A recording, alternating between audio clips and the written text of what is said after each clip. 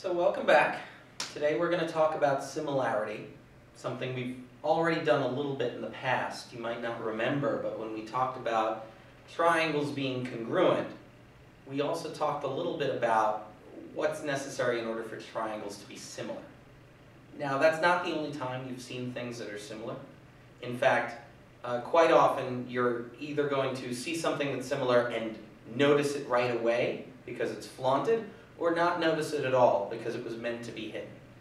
So one of those examples would be a model set of any sort. So if you ever built a scale model of something, a plane or a car or something else that was maybe 1/64th the size, the whole idea there is that they're taking the dimensions of, let's say, a car, and they're shrinking it down so that it's proportional. Everything is the exact same size proportionally to one part of the car than it is to the other. Other instances where you might see similarity at work is maybe something that you might not have even noticed. For instance, a lot of special effects done in movies are using similar sets that they can then destroy. For instance, if you've ever seen Inception, the winter fort, that big cement fort on a hill, they actually built a small scale model just so they could blow it up, because it would be a lot more expensive if they were going to do that in real life. The movie Titanic did the same thing. They built a couple sets of Titanic. Some that were life-size, others that were maybe half the scale, quarter the scale, a tenth the scale, so that they could do some things that would be a little more difficult if they had been using a actual boat that was the size of the Titanic. You might also see forced perspective in movies. For instance, the Lord of the Rings series, certain shots they use special effects to show that Elijah Wood, who played Frodo, was shorter than, let's say, Gandalf. But there were other scenes in the movie. For instance, there's one where they're riding in a cart in the very beginning of the first movie, where they use forced perspective, the idea that if you sit somebody further up, they're going to seem larger than somebody who's sitting further back. And you can sort of get the eye to play tricks. So we use similarity for lots of things. What we're going to talk about, though, is how we would use it in geometry. So we're going to look at shapes that are maybe a little more basic than the examples I gave you, but it's still the same idea. So the first thing we're going to do when we're talking about similarity is talk about exactly what we mean when we say similarity. So when two objects are similar, what we're really saying is that they're the same exact shape, but they're just differently sized. Okay, so you can imagine if you went to Word, for instance, and you pasted a picture and you wanted to expand it or contract it, and you pulled it out and pulled it in, or pushed it in, what you would notice is that the picture that you have is going to grow or shrink to whatever size you want to make it. That's an example of similarity at work. And later, or actually previously, what we talked about last week, when we talked about dilation, that's the idea behind similarity, the idea that we're going to grow or shrink something, the shape will stay the same, but the size will change. So here's an example of three triangles, two of which are congruent to one another, and then one triangle which is similar to both of those other two. So what you'll see here, triangle ABC is congruent to triangle DEF. So this is something we've talked about already. You'll recognize that all the angles are congruent to one another. You'll also notice that all the sides are congruent to one another. And you'll notice that the vertices correspond with one another. So I know A over here, point A, is going to correspond to point D. I know point B will correspond to point E. And I know point C will correspond to point F. So we talked about that when we talked about congruent triangles, the way we have to state it. But more importantly, we also talked about what was needed. So we talked about we needed representation from all the side angle pairs. So what did we mean by that? So for instance, I would need representation from either angle A or from side BC, because they're across from one another. And as long as I know one, I can use that information to figure out the other. So that's one thing we talked about. We also talked about, based on that representation, all the congruent statements that would work. So we talked about side, side, side, and side, angle, and angle, side, angle, and side, angle, angle. And even hypotenuse, leg we talked about, which was a special case that we saw. What we're going to talk about now is what we need in order to prove in this case triangles, are similar.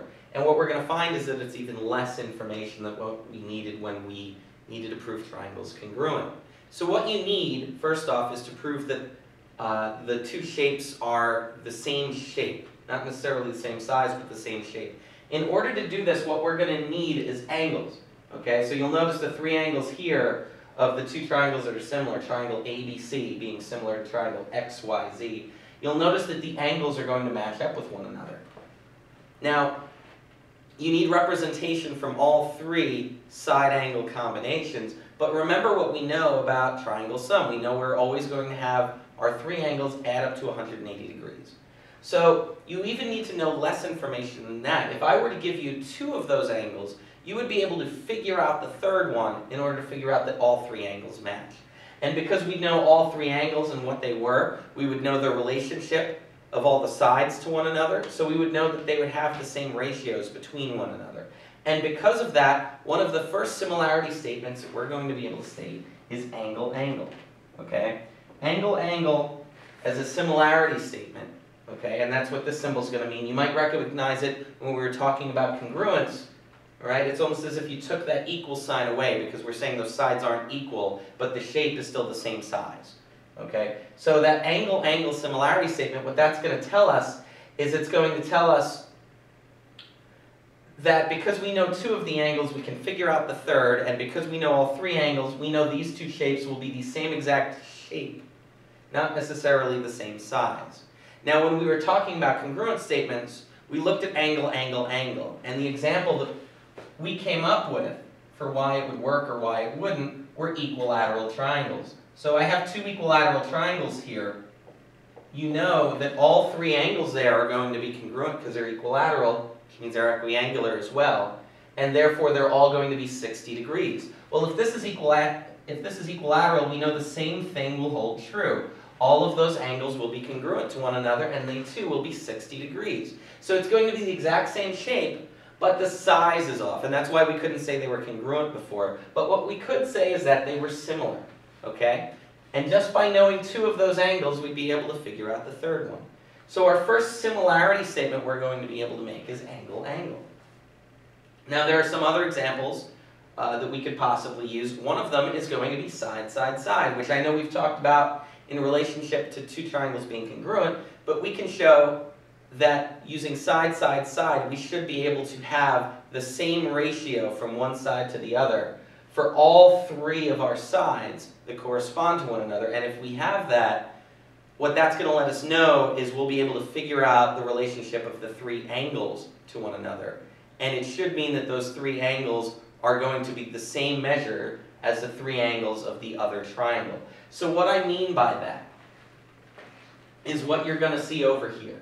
Okay, and typically when we're dealing with similar triangles, we're going to be trying to solve for a missing side. So what you're going to notice here is we've got the same two triangles. I haven't labeled them at all. But let's say I told you that they were similar already. What we would know is that the ratio between side AB and side XY would be exactly the same as the ratio between side BC and side YZ, which would be the exact same ratio between side CA and side ZX. So we're going to notice that there is a ratio that's exactly the same for all three of these sides. And as long as you can identify one of those ratios, you can find the missing sides that you need. So let's give a quick example. Let's say I told you that we had, I don't know, a 3, 4, 5 right triangle. So let's pretend these were not the angle measurements. Let's say I told you that we were looking at a 90-degree angle here, which I know it's not, but we can play along for a second. And if I told you that this was 3, 4, and 5, those were the three side measurements that we would have. And let's say I told you that BA was going to be, I don't know, 12. And obviously this isn't drawn to scale, but we can play around a little bit. Look at what happens when we pair these off for a second and just plug into the values we know. So we know that segment AB is going to be 12. We know segment XY is going to be 3. So 12 over 3, you'll see it's the same thing as 4 over 1 or any other ratio we can come up with that's equal to that. But what we'll notice here is that this triangle, triangle ABC, every side we have should be 4 times the size of every side we have for triangle XYZ, because we know they're similar, which means we should have the same ratio. So that's what we're going to be looking for here. And when we plug in, we're going to be able to use proportions to solve for those missing sides if it doesn't just immediately come to us because it's easily recognizable. So what we're going to do here, we don't know what BC is. We do know what YZ is. We know YZ is 4. So let's say I was solving for BC. We could ignore that third side for now. What you see here is the information we know. We know XY, we know AB, and we know those two sides correspond to one another, so I was able to make a ratio because of it. I also know how big YZ is going to be, but I don't know BC, and I want to figure that out. So I set up a proportion here with the idea that my numerators are going to have a similar relationship to one another, as will my denominators. I also know the ratio on the left side will have the same relationship as one another, and the ratios of the two measurements on the right side will have the same relationship as one another. So let's talk about what I mean by that before we solve this, because hopefully you already know how to solve a proportion. But let's take a look, because the setup really is the key. So we have AB and we have BC in my numerators. You'll notice that's a part of our triangle ABC here. Okay? You'll also notice 3 and 4, those two measurements were side XY and side YZ. You'll notice they're both a part of triangle XYZ. So you'll notice the numerators both have something in common. They're both a part of this triangle. The denominators both have something in common. They're a part of that triangle. Now we want to look at the relationship between the measurement of 12 and the measurement of 3, which corresponds to AB and to XY. What we're going to notice is that's our corresponding sides. AB and XY correspond to one another. You'll notice the first two vertices we list for both triangles are AB and XY respectively. So what that tells us is that that's the relationship those two measurements have, is that they're showing the same side in different triangles. So maybe I'll label this the left side, just so we know exactly what we're talking about. So we'd have a left side of the triangle, a right side of the triangle, and the bottom of the triangle. If you want to call it the base, that's fine. So let's say those are the measurements of the left side. You'll notice over here the measurements of our base, or the bottom side that we have here. And I'll just call it bottom for now. You'll notice that these two measurements have something in common as well. So if you're ever setting up a proportion, and this is for similarity, for anything else where you're setting up a proportion, what you want to keep in mind is that there is a relationship between the numerators, a relationship between the denominators, a relationship between the ratio on the left, a relationship between the ratio on the right. So as long as we have that going in, it means we've set up our proportion correctly, and now all we need to do is cross multiply. So let's say instead of calling this BC, I called this X. All we're going to do, and actually, let's not call it X because we have a vertex, it's X. Let's say we call it P.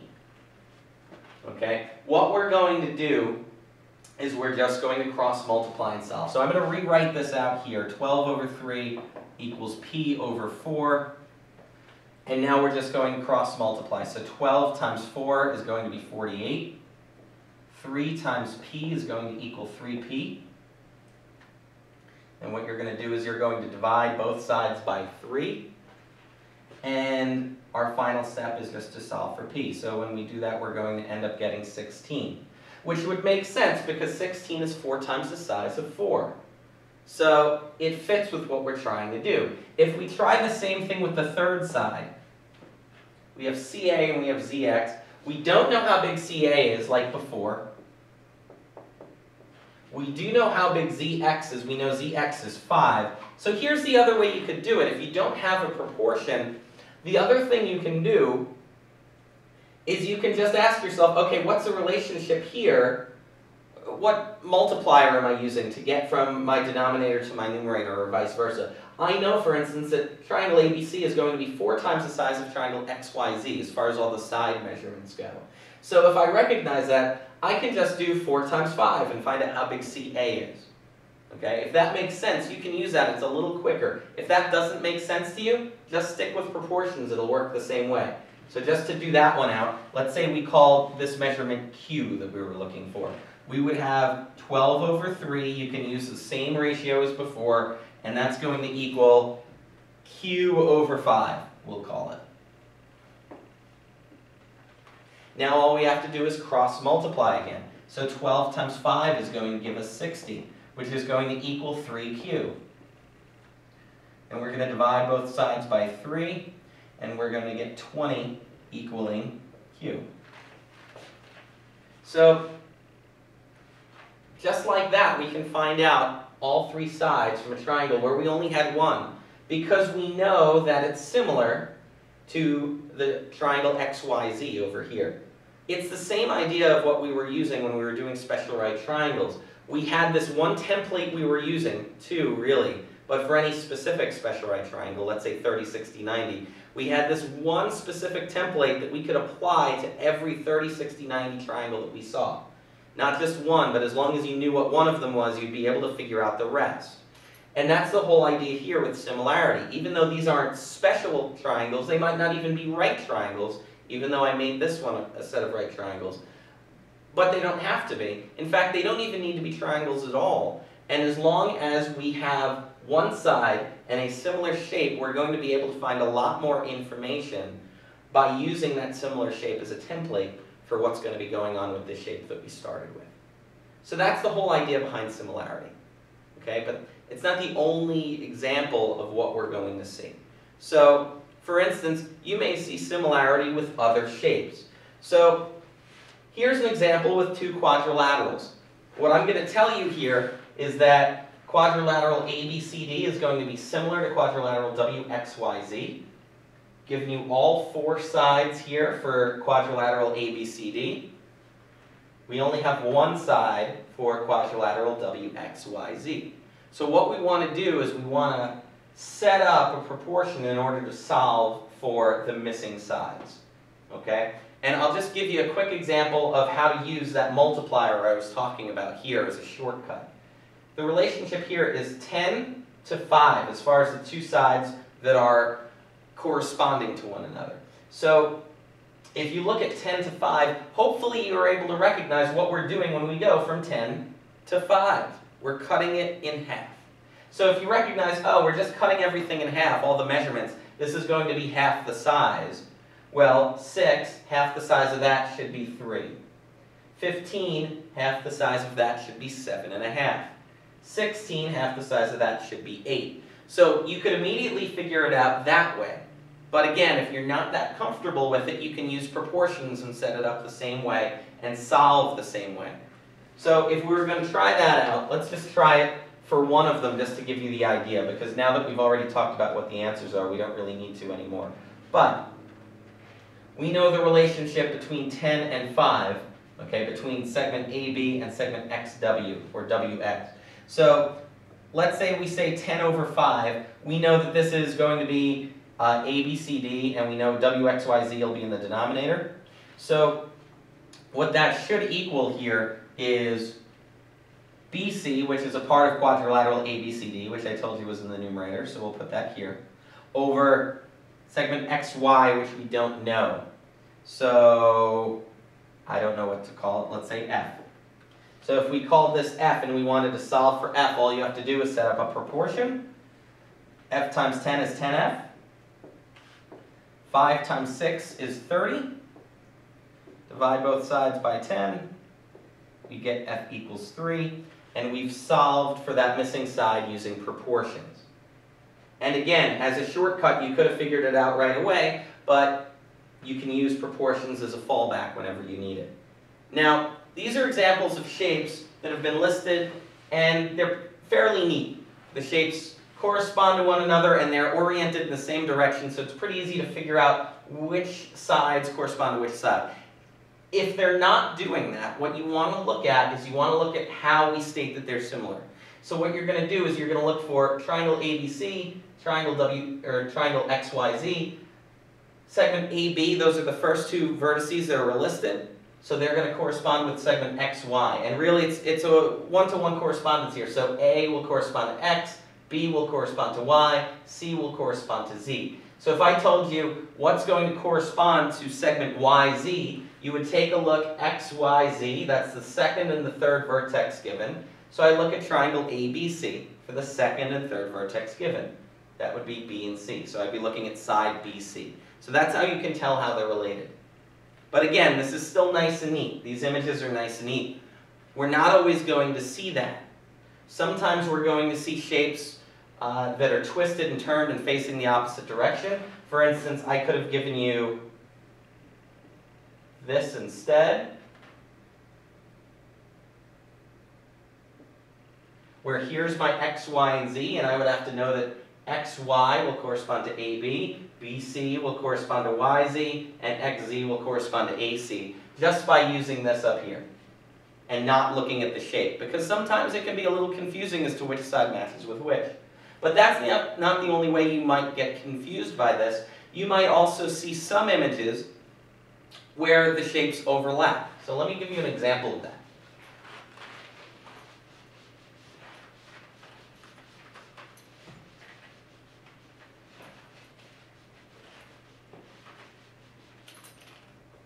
Let's say, as a visual effect, I wanted to create something larger than it actually was. So for instance, let's say I had myself a camcorder. Okay, and I'll label it with a point. We'll call it point A. And let's say I was shooting an image of, I don't know, a blackboard. And let's say I had a bunch of meter sticks laid out, or yardsticks laid out on the side of the blackboard. But I wanted to show more than were actually there, but I didn't have any more yardsticks. So I might just decide to use a ruler instead. Well, I know a yardstick's going to be 3 feet tall. So I might want to set up a ruler a little short of that, that's 1 foot tall. And in order to do that, I'm going to have to figure out exactly how far I'm going to have to move it in order to figure it out. Let's say I know that my camcorder is 21 feet away. So I know this distance over here is 21 feet. All right? I'm going to draw this picture a little neater now. Talk about exactly what to do. So if I wanted to set this up, I would have 3, I would have 1, and I know that this distance over here is 21, right? And let's call it A, B, C. We'll call that the small triangle, and then we'll have A, D, E as our larger triangle. I can draw this as 2 separate shapes. So sometimes it's important to see that. We've got our small triangle, we've got our large triangle. So from here, I would just want to set this up. I know we've got 1. Let's say I'm trying to solve for how big AC is. I want to know how far do I need to move this away in order to get my visual exactly right. Well, I know I want it to look like it's 3 feet, so I'm going to set up my proportion based on that, and I also know that it's 21 feet away. And here are my 2 triangles again. We have A, B, C. We have A, D, E. We know that my relationship is going to be similar here. There's going to be proportionality. So I know the triangle ABC is going to be similar to triangle ADE. And now what I want to do is figure out, okay, how big is X going to be in this example? So I set up a proportion. So let's see what we have. We are going to be working with 2 sides here. I want to work with BC and I want to work with AC, because I know what BC is and I want to know what AC is. So those are the 2 sides I'm going to work with, and I'm going to look down here and figure out what they correspond to. I know the relationship here is going to be BC over DE. Okay? I also know the relationship is going to be AC over AE. Now the way we figured that out, we've got the smaller triangle in the numerator, we've got the larger triangle in the denominator, and we have the 2 sides that correspond to one another set up as each ratio. So that's the setup I want it to be. Now all I have to do is set up a simple proportion. So we know BC is 1. We know DE is 3. We know AC, well, we don't know AC. We need to figure that out. So we know AC is X. And then we know that AE is 21. So there's my proportion. All I need to do to solve is cross multiply. So we would have 21 equals 3 times x. We divide both sides by 3, and we find out that x is 7. And when we do that, we'll know that we need to put our ruler 7 feet away, and it'll look exactly like it's a yardstick. So that's an idea, first off, of forced perspective, what I talked to you guys about before, but also how we might have triangles that maybe don't look like triangles right away, or maybe aren't as obvious what's going to correspond with what, where we're going to have to take the shape apart, figure out exactly what we're dealing with, understand what's similar, and then solve. So that's an example of similarity we might see. I have one more example for you guys. It's just like what we just talked about, but it's a little more complex. We'll talk exactly about how to solve it in a minute.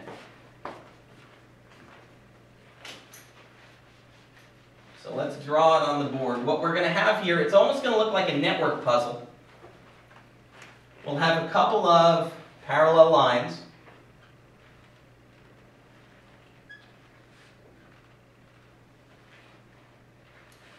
And you'll see a couple of transversal lines drawn in. And these won't be to scale, but we can pretend.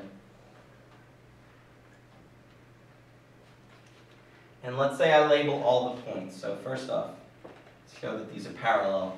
Let's call this A, B, C, D, E, F, G, H. Okay, so what we're going to notice here is that we have a bunch of parallel lines.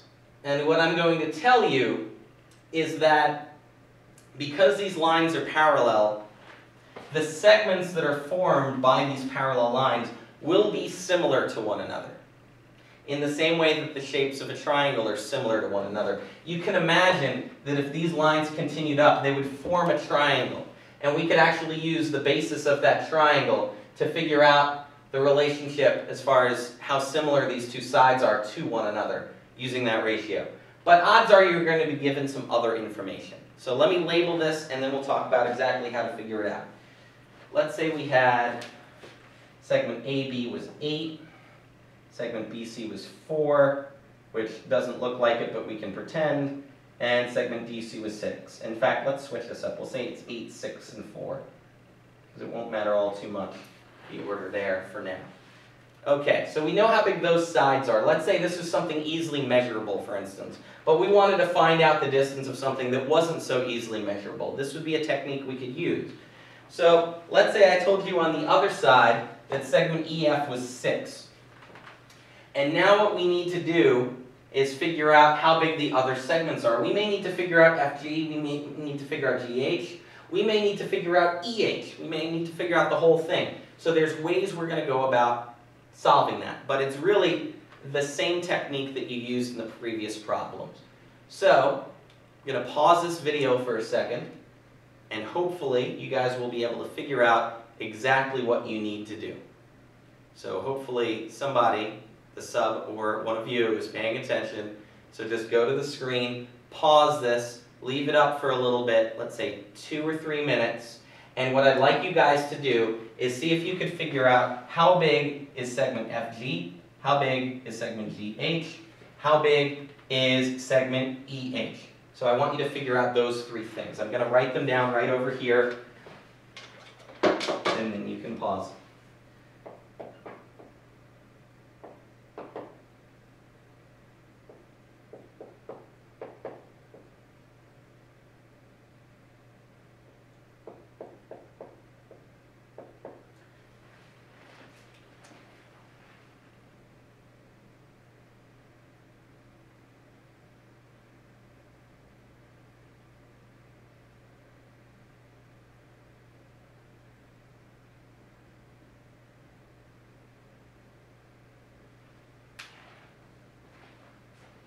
Okay, hopefully you've paused it, you've had enough time to look at this picture. Now what we're going to do is we're going to go back, we're going to solve for the missing segments based on what we know. So, first segment we have here, FG. Hopefully what you're able to recognize here is that AB is 8, and then BC is 6. And we're going to solve for FG using 6 as the corresponding segment for the segment FG. So that's what we're going to try to do here.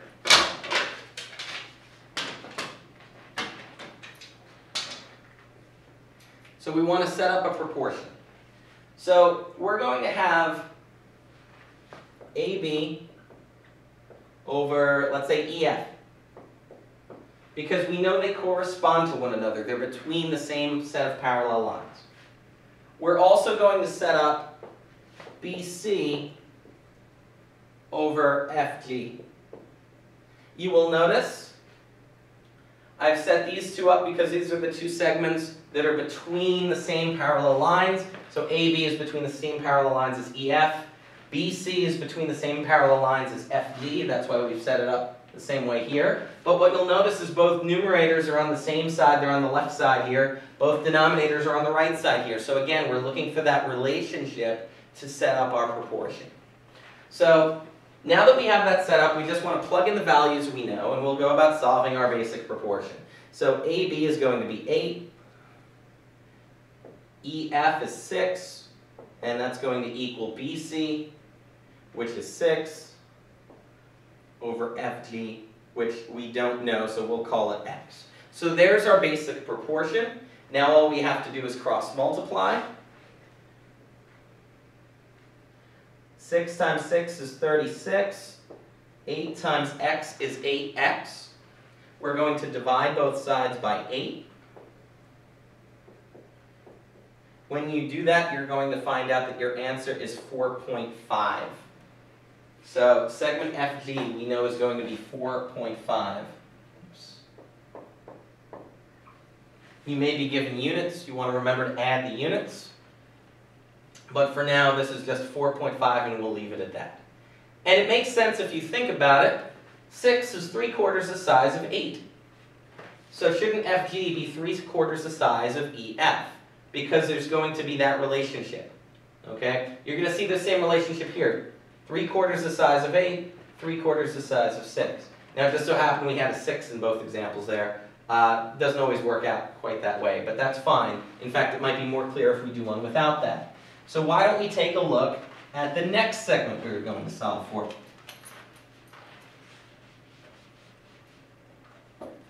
So we were going to solve for GH. It's the same idea, right? So we know AB over EF because we know that they're similar to one another, and so we know if we pick any segment on the left side, it will be similar to the segment on the right side between the same set of parallel lines.